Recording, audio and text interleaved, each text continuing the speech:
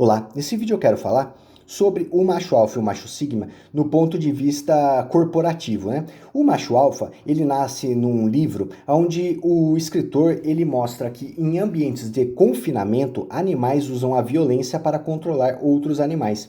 E em natureza, isso muda um pouco e também questões como o chimpanzé, ele usa a questão política, além da violência, para manter a coesão do grupo. Veja que até em ambientes de animais soltos ou em cativeiros, existe uma questão do grupo, não é só a violência para controlar os outros, mas para manter um certo controle naquela região. Agora, o que a gente pode analisar nisso na questão social e humana? Há 20 anos atrás, o termo macho alfa não era um elogio.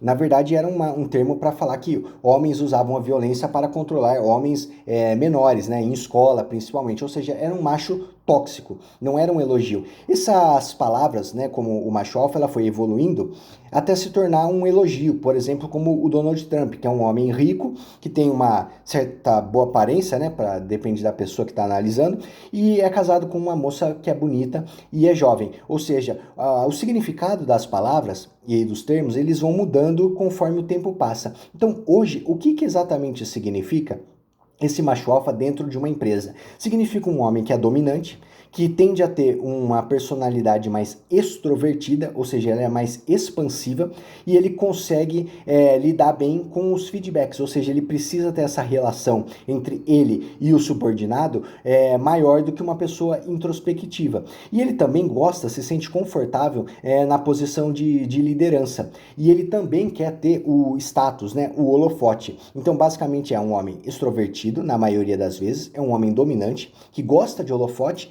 e trabalha melhor com feedback. Agora, de onde que nasce esse macho sigma? Esse macho sigma, ele nasce na década aí de 2010, mais ou menos, com a questão desses homens que trabalham com tecnologia, ou seja, não são homens muito bonitos, não são muito fortes, tem uma certa dominância no trabalho, mas fora dele não são muito destacados, ou seja, basicamente eles ganham dinheiro sendo nerd.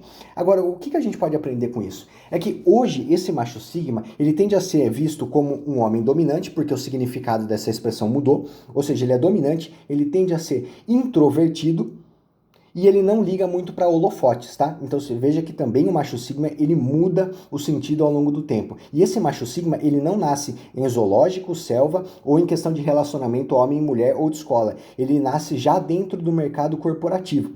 Agora, o que a gente pode analisar nisso hoje? É que esse macho sigma de hoje, ele não se dá bem, principalmente com a geração Z. Porque se ele é dominante e ele é introspectivo, ele não vai lidar bem com feedbacks. Imagine você chegar numa empresa, principalmente se esse homem está na faixa dos seus 35, 45 anos, e ele tiver que lidar com questão de gênero, religião ou propósito de vida. Se ele é introspectivo, ele não costuma falar. E normalmente quem não gosta muito de falar também não gosta muito de ouvir.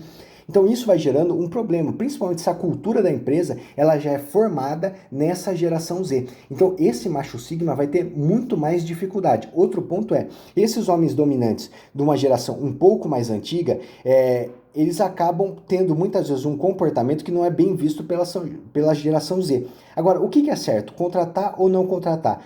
Você tem que analisar a cultura da empresa, se ela comporta esse tipo de chefe ou não. Agora, se você tem uma cultura, por exemplo, da geração Z, que é mais extrovertida, ou que é introvertida, mas tem bastante necessidade de feedback e você não consegue achar nenhum chefe para essas pessoas, o ideal é você trocar essas pessoas. Essa ideia de que sempre o líder está errado, às vezes não é verdade. Às vezes a cultura que está instalada dentro da empresa não permite que esse chefe faça mudanças. Então, se você gostou desse vídeo, dá um like e se inscreva no canal.